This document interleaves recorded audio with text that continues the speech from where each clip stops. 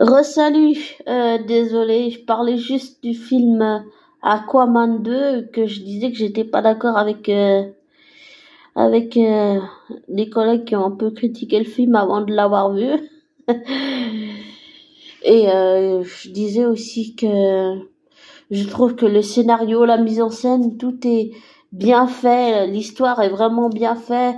Et je pense que quelque part, quand il a vu son frère, sa ancienne promise qui est devenue sa belle-sœur, et puis quand il a vu son beau-père et puis sa mère, je pense que quelque part, avec tout ce qu'il a fait, et puis le fait que les frères se disent, ouais, je vais pas te pardonner ce qui va, et puis ça change rien à ce qui s'est passé et tout, puis que finalement aussi ils se pardonnent à la fin.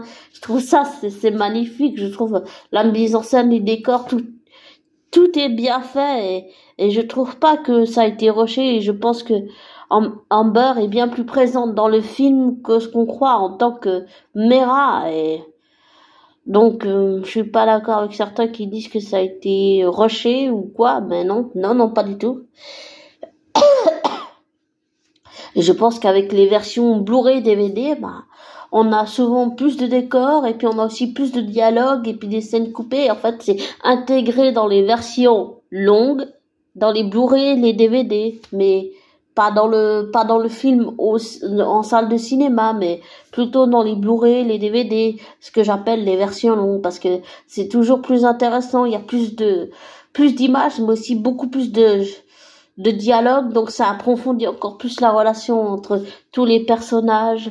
Et vu qu'on connaît le passé, tout ce qui s'est passé avec Black Manta qui veut venger la mort de son père et tout, ben on sait un peu comment l'histoire finit, mais je trouve que c'est bien fait. Bon, peut-être Jason était un peu moins impliqué avec les scènes avec Amber, mais on comprend le contexte, on sait pourquoi, on sait l'histoire derrière. Donc je vais pas reparler du procès et tout ça, mais on sait pourquoi. Donc voilà. Mais je le trouve plus impliqué avec les scènes émotionnelles avec Patrick Wilson. Je trouve que c'est beau la relation entre les deux frères. Puis quand il lui dit ouais. Non, merci, j'ai pas besoin de tes conseils, Loki. Ça fait vraiment penser à la relation entre Thor et Loki. Ça fait vraiment trop penser à ça, et j'ai adoré le film. Il est magnifique. J'allais dire, pour les effets VX, on en a pour notre argent. Ce film, vraiment, il vaut, on en a pour son argent. Il y a des effets bien, c'est bien fait, c'est bien monté, je trouve.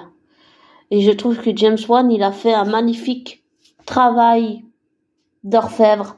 J'adore le film, il en vaut vraiment le coup. Donc, si les gens veulent aller le voir partout, je pense que pour moi, il va faire le milliard. Il est super, ce film. Il est vraiment, vraiment bien fait. Et, et je défends ce film parce que je l'adore. Certains peut-être diront que je suis pas objectif, mais je trouve que le rôle de Aquaman, Arthur Curry, va très bien à Jason Momoa. Je sais aussi qu'il voulait se barrer pour jouer Lobo, mais qu'il peut pas à cause des contrats, et puis il y a eu toutes les histoires avec James Gunn, et puis là ça change, et puis ci, et puis ça, et puis il y a le reboot, et c'est vraiment un bordel Marvel. Et puis il y a aussi toutes ces histoires là avec les polémiques avec J.K. Rowling, et puis la culture cancel. Je suis content que Marvel Studios, Disney, tout ça et Warner, pardon 2 minutes, n'écoute plus ceux qui râlent, la minorité qui râle, et parce qu'à cause d'inclure de tout ça, ils se sont retrouvés dans la merde au niveau financier. Donc ça va pas vraiment en ce moment. Donc je pense que tout ce qu'ils sont en train de faire maintenant, ça va marcher. Il faut juste donner du temps un peu pour tout ce bordel, faire de la place pour y voir plus clair en fait. Et je suis contente qu'ils privilégient la qualité à la quantité. Ça donne des meilleures séries, des meilleurs films. Il y a plus de temps, en fait. Beaucoup plus de temps pour tout développer. Vraiment. Alors donc, oui, je suis très contente de ce film. Il est super. On en a pour notre argent. Ça vaut vraiment le coup d'aller voir le film. Vraiment, vraiment, allez voir le film. J'ai pas d'autre chose à dire. Allez voir le film. Il vaut vraiment le coup. Voilà. Et je défends ce film parce qu'il vaut vraiment le coup. Je sais pas quoi dire d'autre. Il vaut vraiment, vraiment le coup. Émotionnellement, on est avec les personnages jusqu'à la fin du film, j'ai envie de dire. Voilà. Donc, il vaut vraiment le coup, ce film. Voilà. Je sais pas quoi dire d'autre. Et je voulais parler de ce film qui est inspiré des DC Comics. Et puis ensuite, je voulais parler de quelqu'un d'autre. Oh.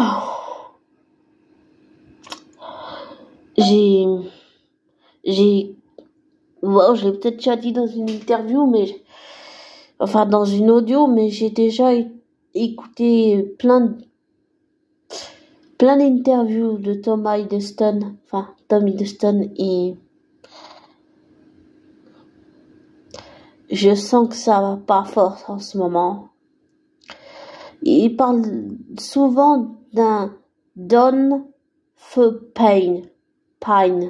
Je sais pas qui était cette personne, mais apparemment c'est quelqu'un qui a travaillé sur la série, qui a réalisé la série 1 ou saison 1 ou saison 2 de Loki, et je sens que cette personne le manque, et ça va mal en fait. Émotionnellement, il n'arrive pas à faire le deuil.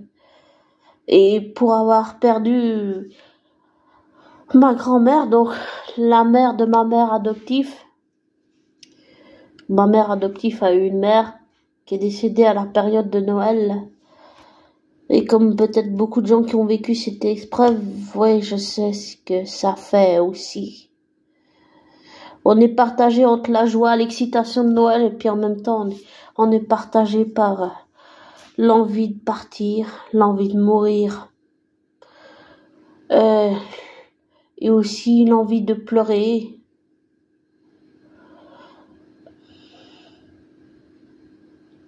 Ça, c'est des émotions complexes et compliquées. Ça fait mal émotionnellement, mais je pense que ça peut aller, mais c'est complexe comme émotion. Et je sens que cette personne était, désolée pour le bruit, très chère au cœur de Tom. Et je suis sincèrement désolée pour lui qui vive ça. Et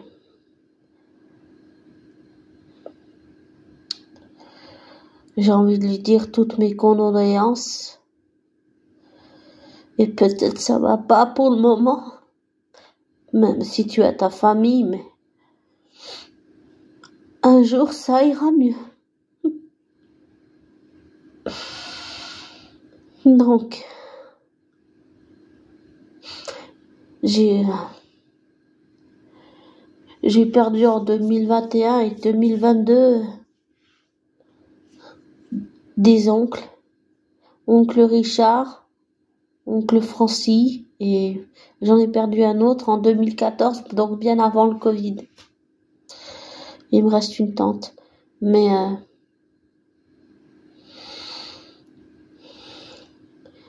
comme tous ceux qui vivent un deuil, en cette période de Noël,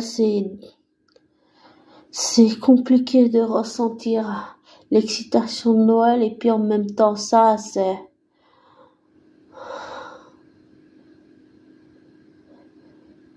et j'imagine pas ce que ma mère adoptive ressent.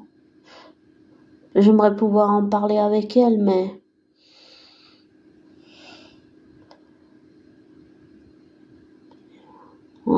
j'arrive pas.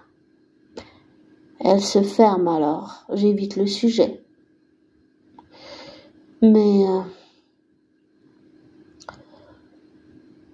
je pense qu'on s'en remet, mais l'accepter c'est autre chose.